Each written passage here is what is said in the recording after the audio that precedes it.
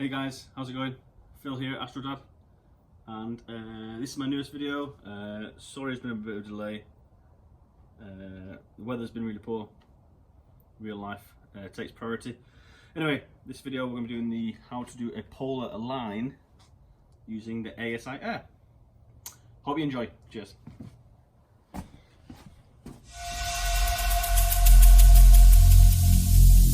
Every single day I'm gonna make something great. That's my way. Every single day I'm gonna make something great. That's my way.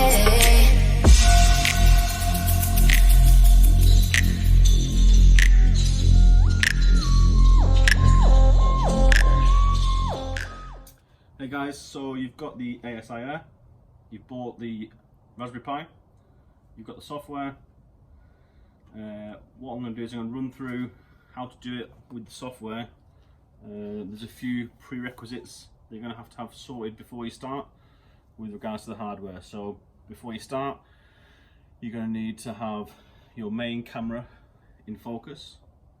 You're going to have your mount roughly pointing at Polaris generally, because the ASI is going to use your main cam, does a quick plate solve, and then tells you what corrections you need to make.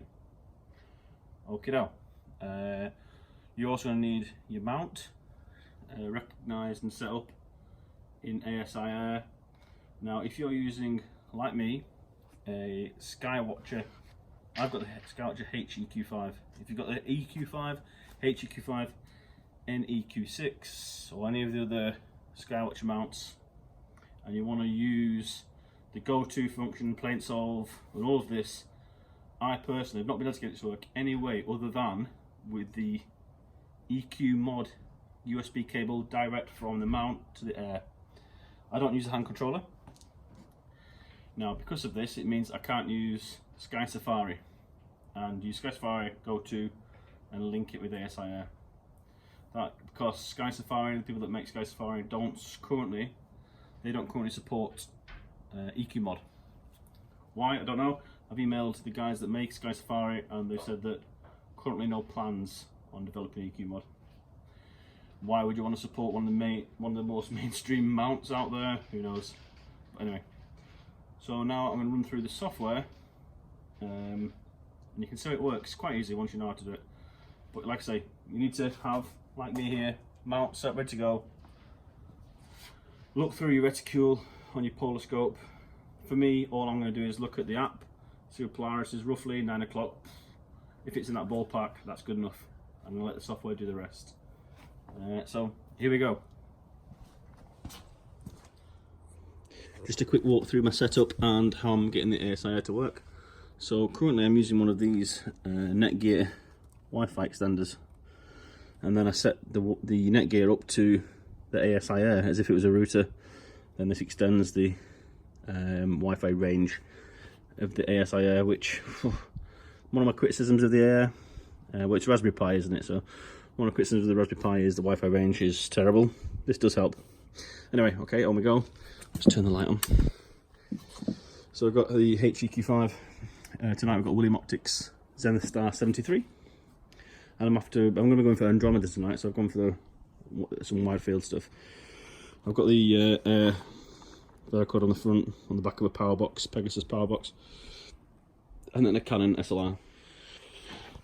Okay guys, so got the mount set ready to go.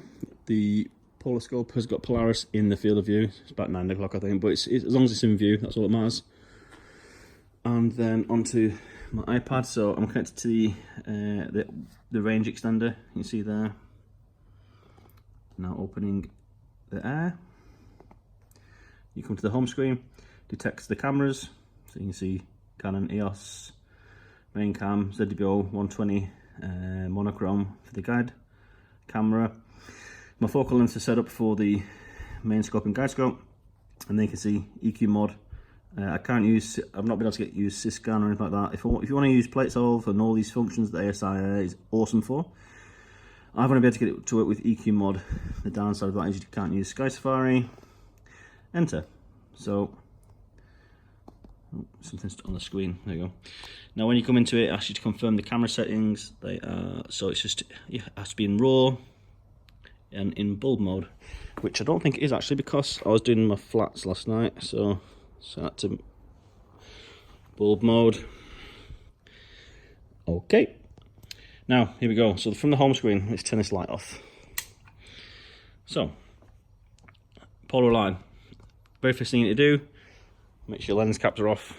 Your scope needs to be in focus. Needs to be focused. Now you go to preview. I do a 5-second and expose. This is how it works for me. You guys may be different using dedicated cameras, cooled cameras and things like that, but this is how it works for me with an SLR. Just to make sure the camera's working. Then a 5-second exposure. Move that out of the way. Yeah, so definitely some stars there. You might not be able to see the screen's a bit bright. So go from preview. So the camera's definitely working, the stars there. So it's going to be able to play itself using that. So from there, PA. Polar line. Okay. Number 1, set the telescope is shown. So you're pointing in roughly at Polaris. Connect the main camera and mount. And confirm that plate solve works. Now, I've done a preview. I've used plate solve before on this, so I know plate solve does work. If it doesn't, we'll soon find out. So you can see the mount is set up. Camera set up. Let's go. So let's go and continue. Press play. So let's do a 5-second. Whatever you set the exposure to there, I find 5 seconds works. Whatever you're doing there with this, that's basically now looking for stars to plate solve to see where it's pointing. Detected 400 stars. Plate solve took 3 seconds. There we go. Next. Now it'll rotate. Let me turn the light on. So it's rotating now. The scope. So that Polaris is in the field of view for the main camera. There we go. So now it's motored. It's reshooting. Turn the light off again because it's gonna. So now it's in a plate solve. So now it knows error, calculate. So the next step is to align it. So now this is basically saying, okay, yep, we found Polaris. We know where you're pointing. You need to you need to adjust your mount. So next, it should give you now like a target readout with a total error. So you can see there, total error, 10 minutes, 13 seconds, and it gives me where the North Social Pole is, the green dot, and where I am currently is the yellow dot. So I need to move. You need to move your bolts, your azimuth and your declination bolts, to move that yellow target nearer to the green target. Very simple. So I'm going to now increase I'm going to move the scope slightly up and slightly to the right. And then just repeat this. Each time you move it slightly, hit refresh, and you'll slowly see this total error coming down. So bear with me while I just tweak. Let's go back off that one.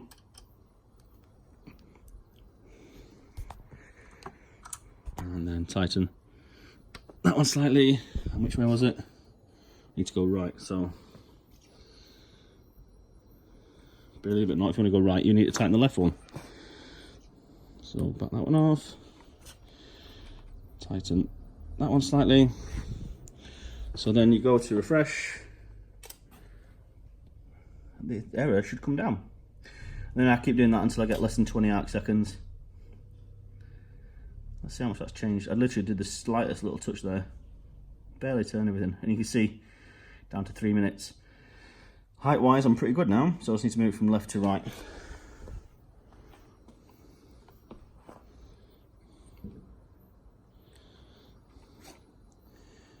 So I'm just literally fractions of turns. It's such a minute. Go slow, build it up slowly. Just each time, make an adjustment, hit refresh, make an adjustment, hit refresh.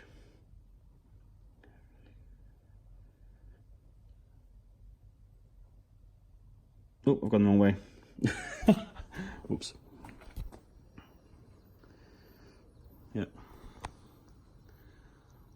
So I need to do what I did last time, plus a bit more. Let's try that. And it's just trial and error, guys. Just you got to keep chasing that target. So it takes another 5-second snap, analyzes it. Yep, going that way. A bit more. I mean, once you get the feel for it, you'll know what 3 arc minutes equates to in terms of how many turns. But when I say I'm turning it sort of, not a millimetre maybe at a time. There we go. So it's bang on, and it's now, what it's saying is this inner circle's 20 arc seconds, the outer circle's arc minutes, and as you get closer and closer, the scale changes. So now I need to do it again. Work it out.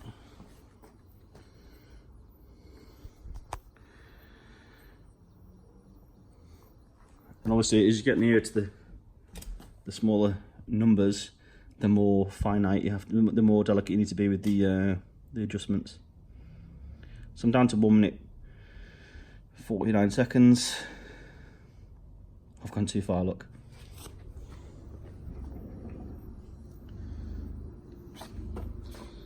And I've just kicked the leg of my tripod. Didn't want to do that. Refresh. See, this is hard when you're trying to film and wanting to get on with doing your polar line.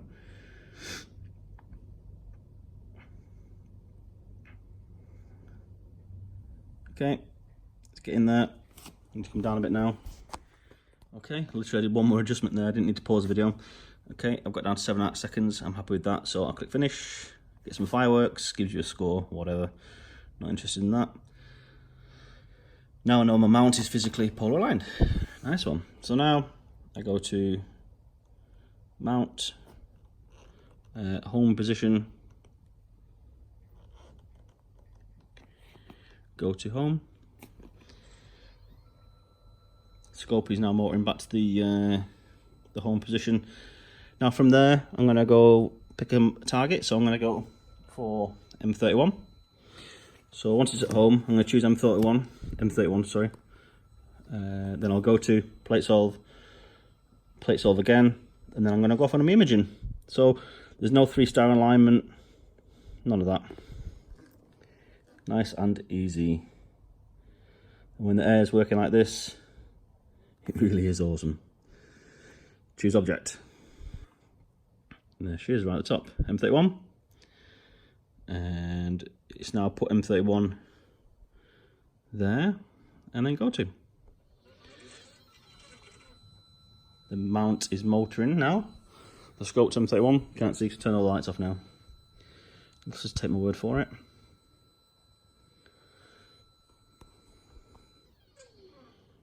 Once that's finished, come on, close this, go to camera, sorry, come off polar line at the top there, so off polar line, preview, do a 5-second snap. Let's get rid of the guidance for a second.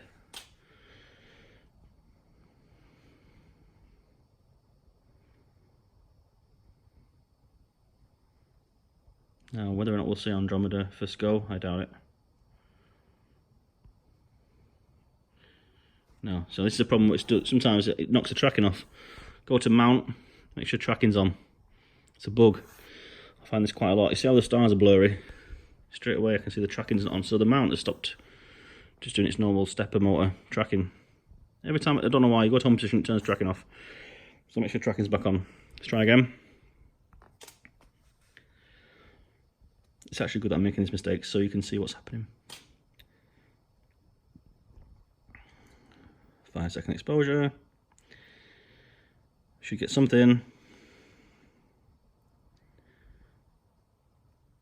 There we go. Plates off.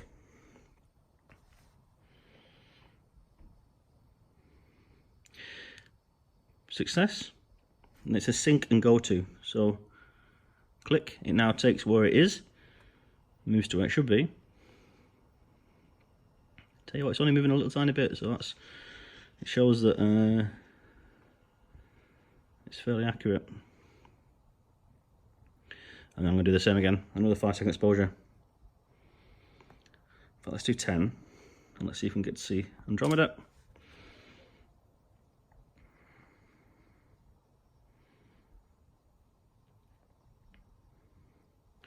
But like I said, I mean, I don't know how it works for the SEM, the Ioptron, and all the other mounts. I've never used them or a dedicated camera. This is just for me with my HEQ5 and SLR. I imagine it's similar. So, oh, look at that. A satellite straight through the middle of the image, but you can see Andromeda there. And if you put the crosshair on, look at that. So that's one plate solve, and that is it. So I've done a polar line, go to, one plate solve, and we're on. So tell me that isn't easier than with the handset and doing 3-star line.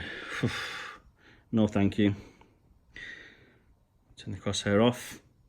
And now we're going to go on to guidance. So before I start my imaging sequence now, go into guide, brings up the graph, click on the graph,